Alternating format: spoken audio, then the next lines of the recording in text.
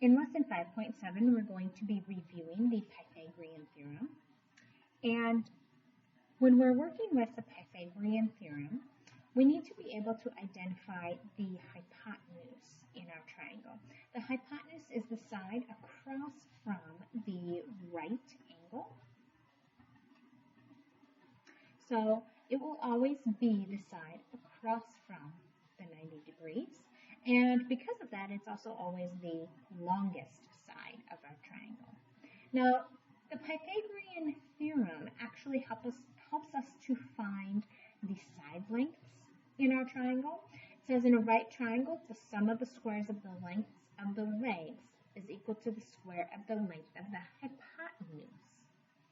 Well, that's kind of a mouthful, but I'll remind you that the Pythagorean theorem will only work with right triangles, and the formula for that is a squared plus b squared equals c squared, where a is a leg of the triangle, b is a leg of the triangle, and c is always the hypotenuse. So once you locate your hypotenuse, you're always going to label that as side C. Your legs, A and B, can be switched around. It does not matter which one is A or which one is B. And again, the hypotenuse is used, the Pythagorean theorem is used to find the side lengths in a right triangle. So if you take a look at example A, we're going to use our Pythagorean theorem to solve for our value for x. Now in number 1, I can see across from 90 that x is going to be my hypotenuse. I could label that as x or I could label it as c, but that just tells me that when I set my equation up, I'm going to take 6 squared plus 15 squared, and it's going to be equal to x squared, because that is where my hypotenuse is. My legs A and B, 6 and 15, again, those could be switched around. It's not going to change my outcome. I will remind you that you want to follow the order of operations. So the first thing I'm going to do is I'm going to square my numbers. And then I am going to do a little simplifying. I'm going to add them together. 36 plus 225, I get 261 equal to x squared. Now, is my hypotenuse the length of 261 units? No. That's what x squared is. So I need to know the value for x. So that means that we would be taking the square root of both sides to find out x. As an exact answer, I would write that x is the square root of 261. But today we're going to write our answers in decimal form, and so we're going to find that in our calculator. We'll type in square root of 261, and I'm going to have you round to the nearest tenth. And so a final answer, that would be x is approximately 16.2. Number 2 is similar, but when I go look at my triangle and the side lengths, I see here that my hypotenuse is 25. And I'm actually looking for one of the legs of my triangle. So setting that up, I'm going to say that 22 squared plus x squared is going to equal 25 squared. This is going to be similar. We're first going to start by squaring our numbers. 484 plus x squared equal to 625. But in this example, I need to get x squared by itself. I'm going to have to subtract the 484.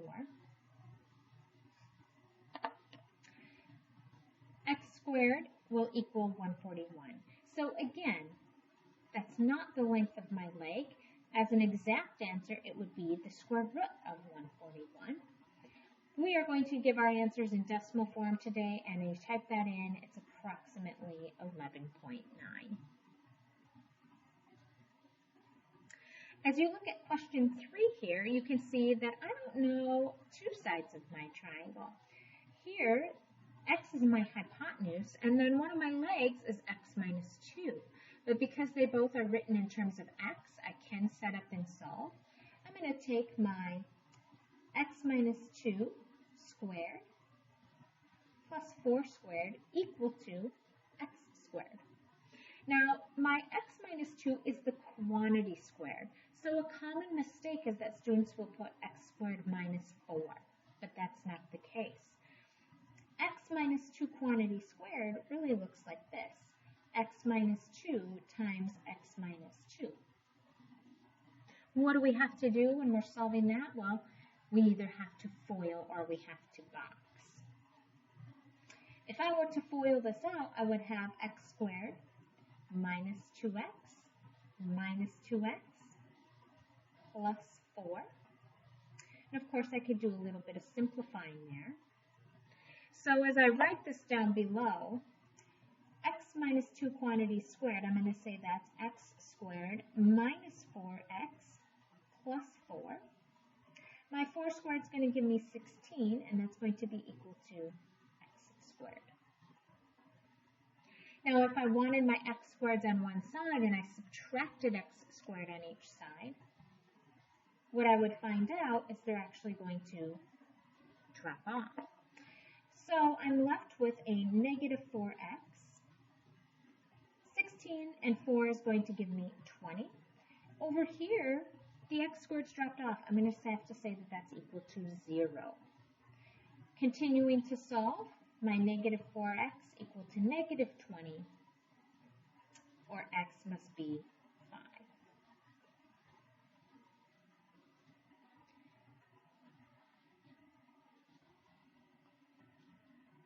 Underneath that, we're going to talk about our Pythagorean triples. A Pythagorean triple is a set of 3 non-zero whole numbers, a, b, and c, such that a squared plus b squared does equal c squared. Basically, it's 3 numbers that work nicely in the Pythagorean theorem. And some of the more common Pythagorean triples are listed below. Probably the most common is 3, 4, 5. Also, a multiple of that, 6, 8, 10, is a Pythagorean triple, meaning that the side lengths of my triangle, if this was 3 and this was 4, my hypotenuse would have to be 5. Now, sometimes kids take time to kind of memorize some of those. I don't make that mandatory. That's up to you. But in the example B, if they're asking me to determine if my side lengths are a Pythagorean triple, I would go ahead and I would solve for x, or the missing side length, as usual.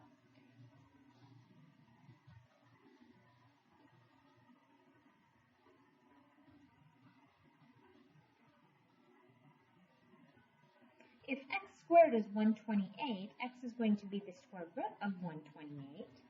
Well, the square root of 128 is actually about 11.3.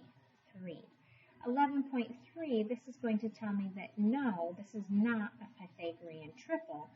My explanation is basically that I don't have all of my side lengths were not whole numbers.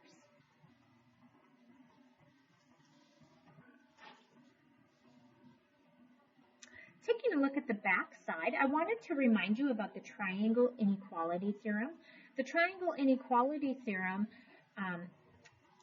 allows us to examine the side lengths that are given and to see if we could form a triangle. It says the sum of the lengths of any 2 sides of a triangle must be greater than the length of the third side. In order for everything to connect, the 2 sides must be greater than the longer third side. So I give you an example that 1, 4, and 10 cannot be the side lengths of a triangle. Why is that? Well, 1 plus 4 is not greater than 10. If I had a side length of 10 and a side length of 1, a side length of 4 is not going to connect it. The converse of the Pythagorean theorem is true. It says that if the sum of the squares of the lengths of the shortest sides of a triangle is equal to the square of the length of the longest side, then we must know that it is a right triangle. Now, if a squared plus b squared does not equal c squared, it's not a right triangle. But that does mean it must either be an obtuse triangle or an acute triangle. And if you look below, you can kind of use the Pythagorean theorem to determine whether it is obtuse or acute.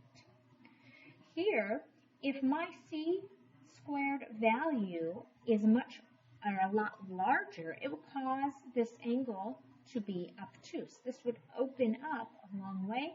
My angle C would have to be obtuse. I would have an obtuse triangle.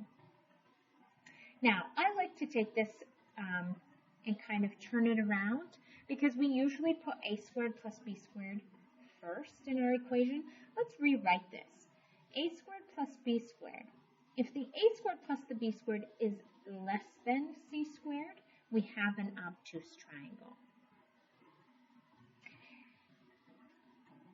I can tell if my triangle is acute, and again, I'm going to turn around my inequality, but if the a squared plus the b squared is greater than my c squared, I have an acute triangle. So in example C, they're asking us to determine if our side lengths can form a triangle, and if so, what kind of triangle do we have? Well, here I see that my longest side, C, has to be 10. 5 plus 7 is greater than 10. So yes, I can have a triangle. When I check a squared plus b squared, I want to know how that compares to c squared. So we're going to simplify a little bit. 25 plus 49, comparing that to 100. Well, 25 and 49 is actually going to be less than my 100, and so I'm going to determine that I have an obtuse triangle. In number 2, when I take a look, my side lengths 11 and 18, well, 11 and 18 is not greater than 35, right?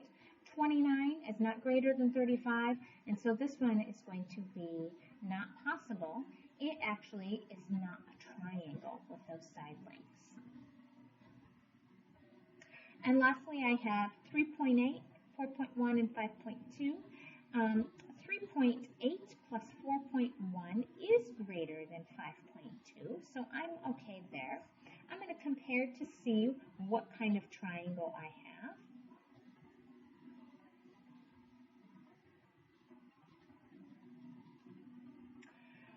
Figuring on my calculator, 3.8 squared plus 4.1 squared. I actually find that this is 31.25. 5.2 squared is 27.02. Comparing my numbers then, I see that the a squared plus the b squared is greater than my c squared. That is going to tell me that I have an acute triangle. Okay, if you have further questions on this, please stop in and see me. You can always check out the supplementary videos provided by our textbook company by logging in to your online book account.